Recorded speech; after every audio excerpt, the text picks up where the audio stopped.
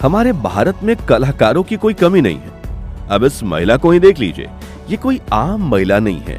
इस महिला ने नकली सिक्के बेचकर 3 महीने में 30 करोड़ रुपए कमा लिए।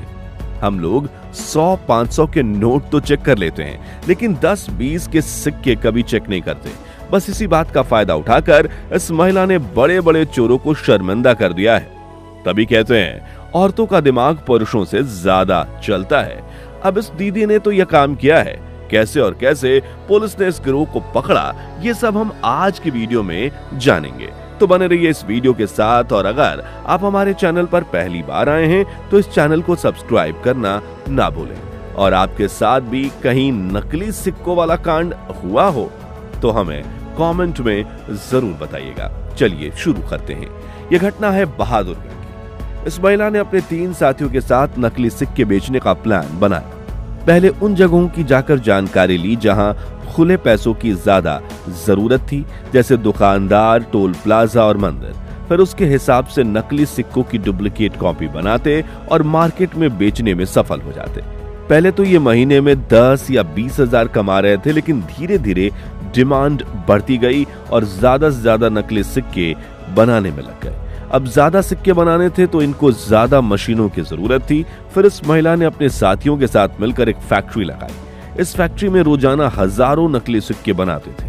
ये सिक्के बाजार में 5 रुपए के असली सिक्कों की तरह चलाए जाते थे।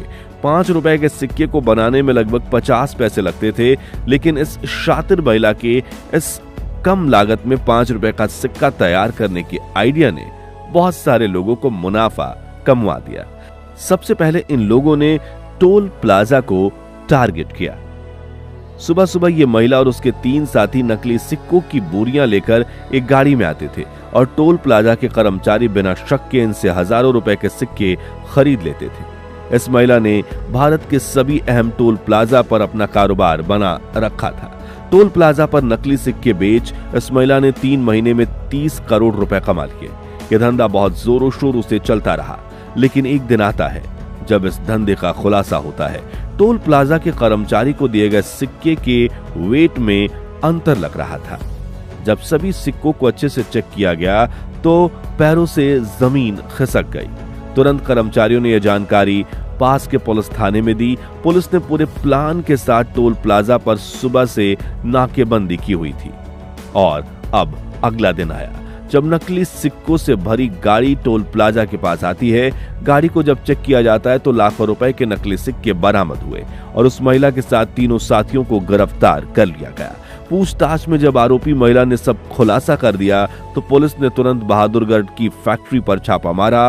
वहां सिक्के बनाने की मशीनें, धातुओं के ब्लॉक और तैयार हुए नकली सिक्के बरामद हुए। पुलिस ने बताया कि इस फैक्ट्री में 4 मशीनें लगी थीं, जिनसे रोजाना हजारों सिक्के बनाए जाते थे। इस तरह ये लोग केवल बहादुरगढ़ में नहीं बल्कि देश के और शहरों में भी नकली सिक्के बेच रहे थे। इस खबर ने सबके होश उड़ा दिए। तो देखा दोस्तों कि कैसे एक महिला का दिमाग जब उल्टा चलता है तो कितनी बड़ी तबाही आ सकती है। अब आपको बता दें कि इससे पहले भी नकली सिक्कों के गिरोह को पकड़ा जा चुका है। बहादुरगढ़ के अलावा उदयपुर में भी ऐसे गैंग का भांडाफोड़ हुआ, जहां एक छोटा सा घर फैक्ट्री बनकर नकली 5 के सिक्के बनाता था। इस तरह दादरी के एम्युलेटर गांव में छापेमारी के दौरान 4 मशीनों से नकली सिक्के बनते मिले और 1.25 लाख नकली सिक्के पुलिस ने बरामद किए।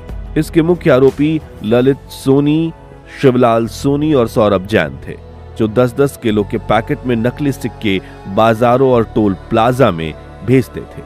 सबसे बड़ा सवाल, सिक्कों की डिमांड कैसे बढ़ी? जब देश में नोटबंदी शुरू हुई तो 50-100 के नोटों का मिलना बहुत मुश्किल हो गया।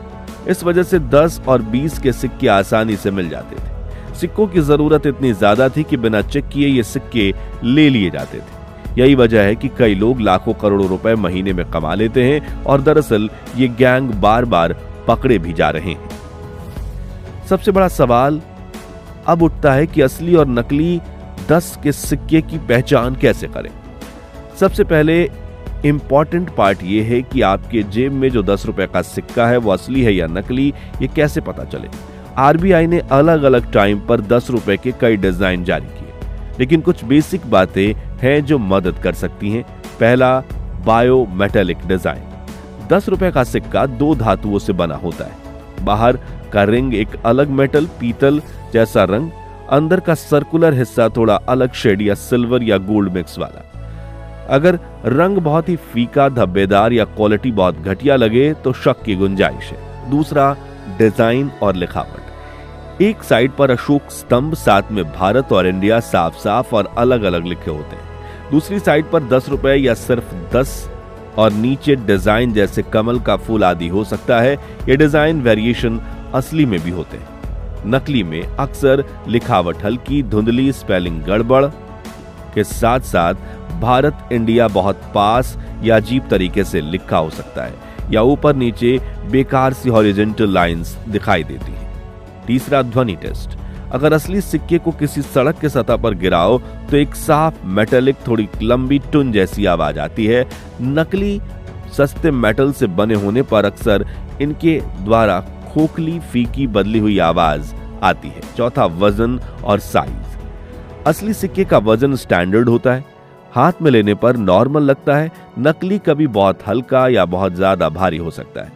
साइज में हल्की गड़बड़, थोड़ा सा मोटा या किनारे से ठीक से फिनिश ना हो, यह भी संकेत हो सकता है कि यह नकली हो। पांचवा, मैग्नेटिक टेस्ट। असली सिक्का हल्का सा चुंबकीय व्यवहार दिखा सकता है, बहुत ज्यादा नहीं। नकली में या तो बिल्कुल रिएक्शन नहीं होगा या सस्ता आयरन मेटल होने से ज्यादा चिपक सकता है। चौथा, आरबीआई हेल्पलाइन।